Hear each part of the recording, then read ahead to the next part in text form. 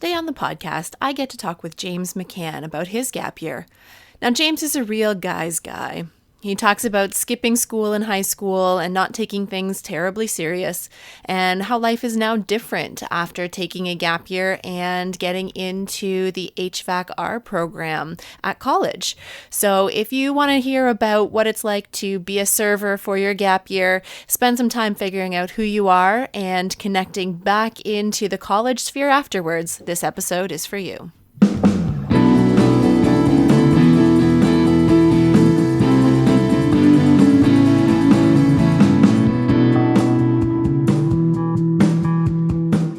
Welcome to the Gap Year Podcast, where we explore the who, what, where, when, and why of gap years. It's real people sharing their stories, ideas, and experts diving deep into how you can make the right decisions in order to have a meaningful gap year. This is the place to be no matter where you are on your gap year journey. I'm Michelle Dittmer, your resident gap year expert. Let's jump right in.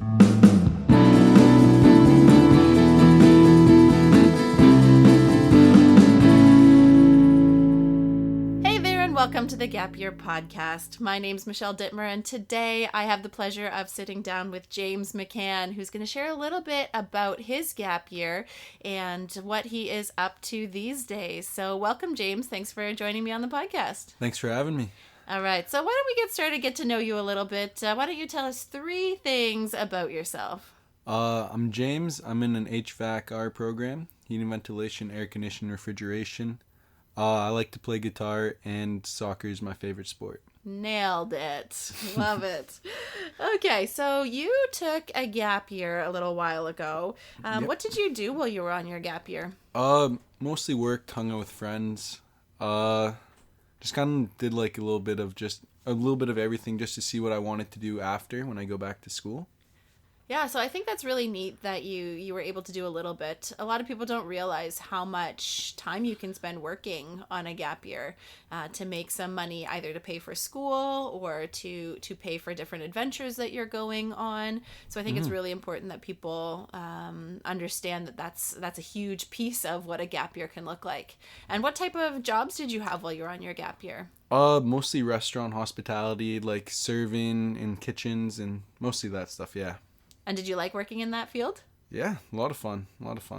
And so maybe you can tell me a little bit about how you came to the decision to take a gap year. Was this something that you'd been thinking about for years and years, or was it something that came up last minute? So how did that process happen? Just, I didn't want to go back to school right away because I did it for, like you go from elementary to high school and then like you go right into college or university or whatever you choose, and I just didn't want to go right back into school right away just because I did it for so long. I started to take it less and less seriously, so I needed some time from taking it because like you have to do this. And I knew because when you go to college and stuff, you have to pay to be there, so it's a little bit more serious, and I knew I wasn't ready for that type of responsibility, so I needed some time to lay back, kind of feel it out, and just, yeah. I think that's really important, and I think it's an oddly mature thing to say, that you need some time to mature and to switch your perspective, because I think a lot of students end up in that same boat where you just kind of take education and school for granted, and you just kind of show up or phone it in, and you get into some habits where you don't necessarily take it as seriously as you could. And as you said, once you get into post-secondary, all of a sudden you're paying to be there, and it's supposed to be leading you in a career direction as well. Yeah, a lot of my friends actually, they jumped to college right after high school, and a lot of them just dropped out because they just were in that high school mentality of you have to show up, you have to do this, but it's like you should because you want to show up, because you're paying for that.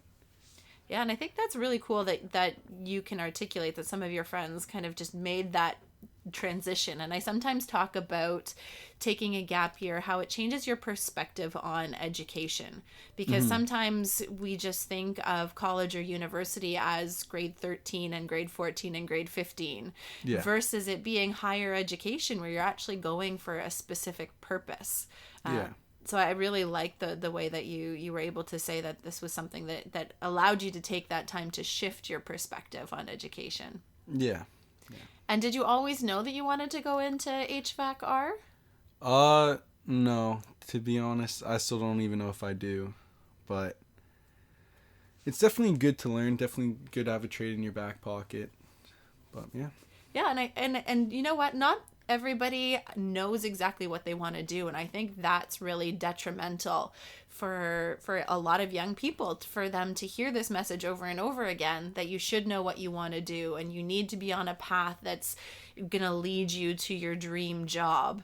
And I think that's not a really fair thing for people to be hearing, because life is a journey and we're gonna be constantly taking different turns left and right all the time. And as long as we're moving ourselves forward in some direction, it can be a really positive thing. So I think that's really great that you are pursuing something, and it might lead to a career and it might not, and that's a really powerful thing as well.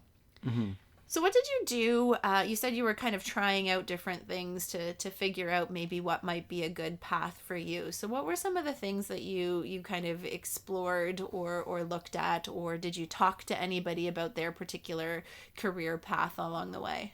Yeah. Well, I like talking to people. I wanted a social job, so I thought serving and all that stuff was really good to, get to feel it out, like talking with all the people. And one thing that was really cool is you meet a lot of people while serving. You can make like a lot of regulars. Like, I had people come in, they'd be like, "Hey, like, is James here?" Like, blah blah blah, whatever. And a lot of people you just start talking to, and you get to learn a lot about them. And I learned a lot about like other people's jobs and what they do. And I get like that might be a little bit more specific towards like the serving side of it. But it was really good and informative just because you're there, and when you're working these part-time jobs, at some places I know, like, it inspired me to go back to school, just because, as it might seem bad to say, but just like some people you see, like, when I worked at Metro, there's like 60-year-old people there, and they just like, they're busting their ass there, and like they didn't seem like they enjoyed it very much, and that just kind of inspires you to like push yourself better. But back to what you were saying, it's just talking to people a lot, like going around, jumping job to job, just to get a feel of what you like, what you don't like, all those type of things.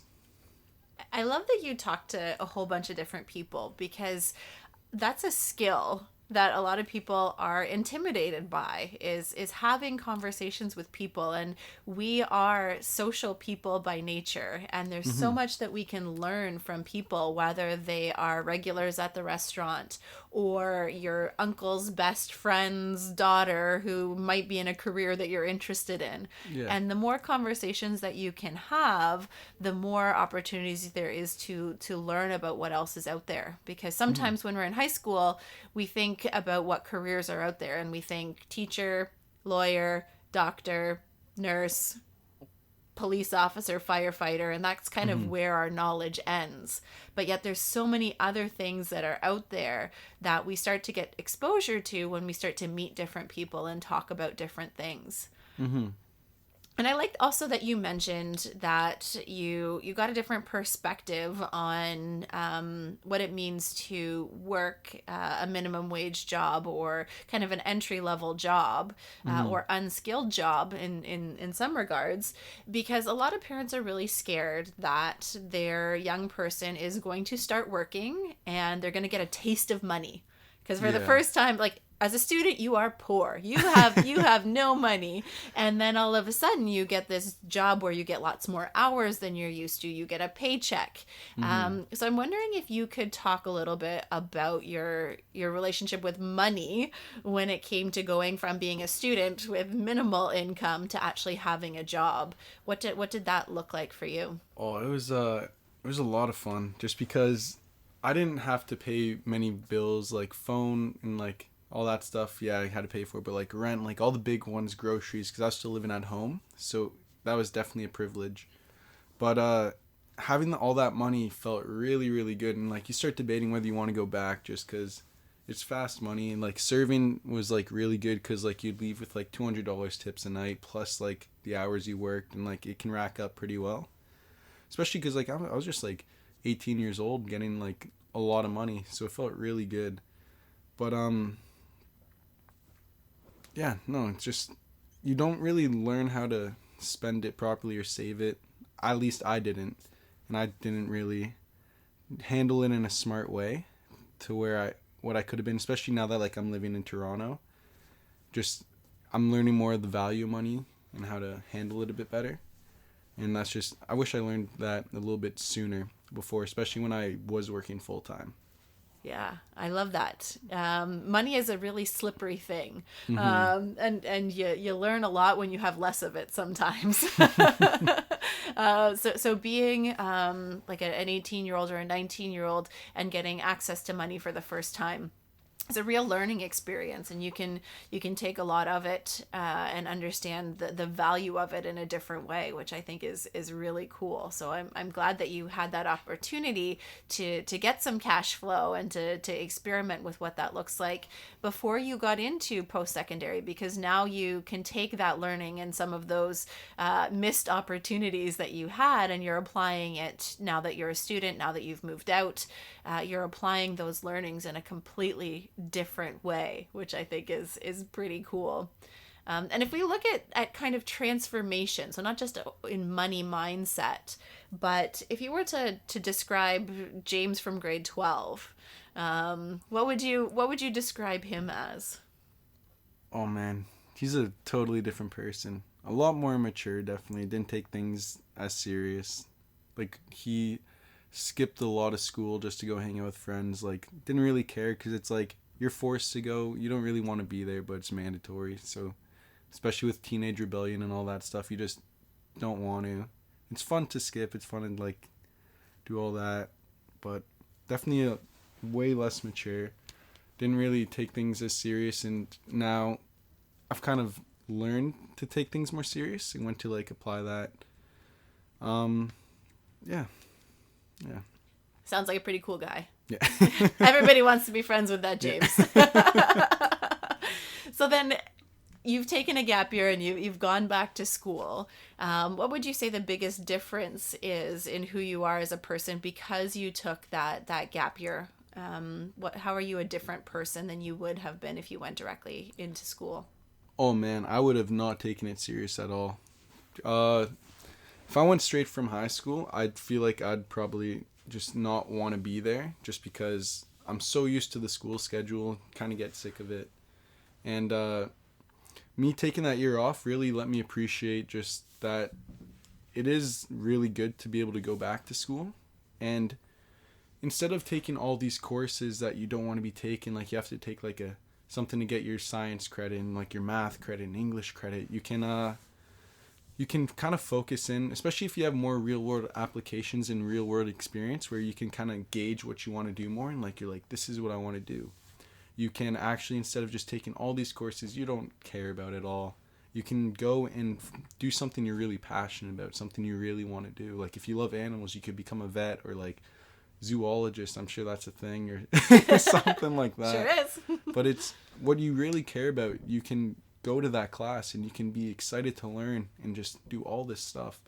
But if you don't really know what you want to do and you're just going into post-secondary just to go into post-secondary, go in a party, like you can still party and do what you love, like that's still a thing. Fun James is still there. Yeah. It's still part of who you are. Yeah. But it's really good to go and be able to learn about something you really want to do. I like that. I like the fact that you can say how you've now got a different perspective on that education, and the fact that higher education is a little bit more honed in on what you're interested in, and you're using that to your advantage, which is so true. I really, really appreciate that.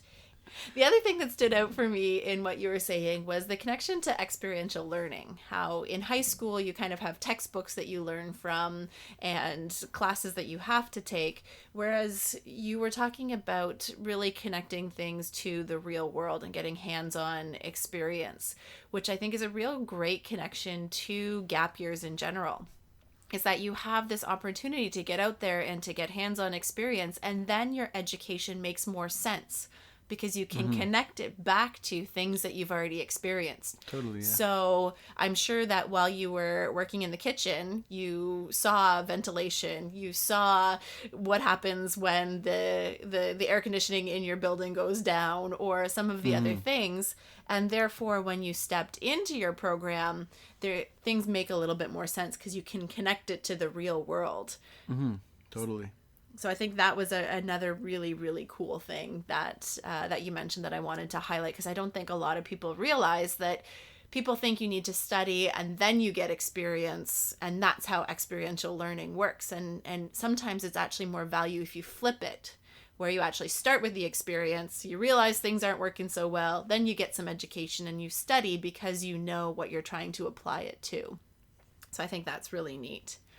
If you could go back and speak to a grade 12 class at your high school right now and give them some advice or share with them what a gap year did for you, or what you wish you knew when you were in grade 12 about the gap year pathway, is there anything that you would share with that grade 12 class? With the class, not just Or grade a 12 person. me? Or yourself, yeah. Even if you wanted to go back to grade 12, James, what would you tell him? I might be a little biased for this just because I'm really happy I did take my gap year. But unless like you really know, like since you're young, you always wanted to be a doctor, you always wanted to be a lawyer, just anything at all, just like unless you really know what you want to do and like you're kind of second guessing it.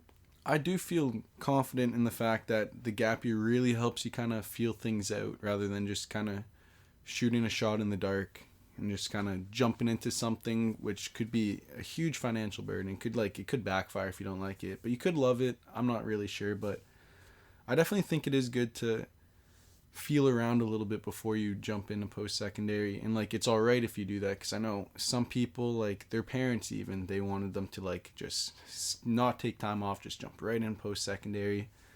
And yeah, it's okay to do that. It's good to do that. And I know some people they take like multiple years off. I just took 1 year off, but some people take like 3 or 4 years off then go to school, because then they really want to see what they're passionate about, and they just want to have a clear vision before they take a big financial step. And like it can be a big time commitment, 4 years of your life going to school, or 2 or 3 or however many you go, but it's just you want to be sure of what you want to do, you know? I love it. And you talked a little bit about parents there. So was your family supportive of this decision, or did they encourage you or discourage you about this pathway? Oh yeah, my mom definitely thinks it was a good idea that I took my year off. Yeah, that's great, because I think some parents are a little bit uncertain. And so what were some of the things that they did that allowed you to have a successful gap year? If you could give now some parent tips about what parents should do for their kids if their kid is considering a gap year or on a gap year. Was there anything that your family did that really helped you that you think other parents should do for other kids? Yeah, definitely. They were very supportive of me going from trying this job or that job or anything like that. And they're just very patient, because figuring it's a big commitment to go to post-secondary, to pick out what you want to do for the rest of your life. And just they understood that, and they understood like, hey, if you want to take another year off, there's no rush. Like they cared more about happiness rather than successfulness. And that all depends on how you measure success, whether it's like money or happiness, or like having a family, having a good job, being single, and like getting lots of girls or guys or whatever you want to do. But it all kind of depends on how you judge successfulness, and the way they know the way like I would judge it, and like which way I kind of view it, like just being happy. That's what's most important to me. And they understood that, and they're really supportive in whichever way I found that to be. And I'd be happy with something that I love to do. So they're really supportive of me taking my time. Just, they wouldn't be happy if I wasn't taking steps forward. If I'm just like sitting around all day, like smoking pot, sitting on my ass, doing nothing, playing video games, and they would not be happy. They'd still push me to be good and like try and get better every day. But yeah, just being supporting and understanding of what I want to do. I like that you identify that this is a big decision. And I think sometimes parents put that off and they kind of belittle what this step is. It's huge. You're leaving your comfort zone of your high school, your friends that you've been with for your entire educational career. You're now being asked to kind of step out of like adolescence into adulthood, and there's lots of pressures that come. So I think that that was a really big thing that parents need to hear, is that this is a big deal, and it is something to not be taken lightly, and it is something to not be rushed.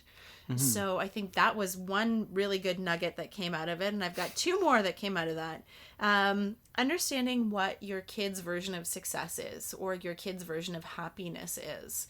I think that that is something that a lot of parents need to check themselves on. I think a lot of them sometimes look through their own lens of success and happiness, and it's because they love their kids and they want what's best for their kids. But sometimes they project their own values or their own ideas of what their kid should be doing or is capable of doing, and so they're pushing in a different way than what their kid is actually looking for. So I think it's really important for parents to connect with their young person and to really have some really deep and meaningful conversations around what success and happiness looks like for them, because a lot of parents have a little bit of a preconceived idea, and sometimes there's a little bit of a misalignment with what's really going on. So I think that's another big piece that you brought up that I think all parents should really hear.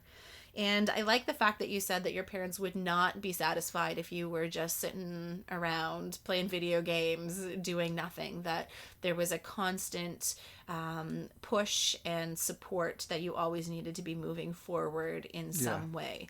And I think that is important too. It doesn't need to be you're going 1,000,000 miles an hour in a direction. Even if you're inching forward, that is making progress. And parents need to understand what is a reasonable pace for their kids to be moving themselves forward.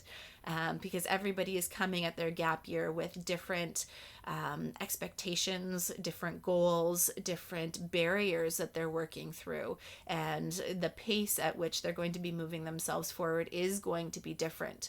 So I think having conversations around what that expectation is and what that reality is will be a very, very key piece to having a gap year that will feel successful both from the parental and the student perspective. Cool. So you dealt us some really golden nuggets in that answer. You look surprised, but you did. Amazing. Is there anything else that you wanted to share with the audience, the listeners today, about your gap year experience? I don't know. Try lots of things. Just really put yourself out there. Meet lots of people, because information, it's really spread through talking to people and like the friends you have and like just the things you do. So really putting yourself out there, really get a feel of what you want to do. Not even what you want to do, just have fun. Just do that. I love it. Amazing. Well, James, thank you so much for sharing your story and all of your wisdom with us today. And I look forward to sharing this podcast with the audience. Thank you for having me.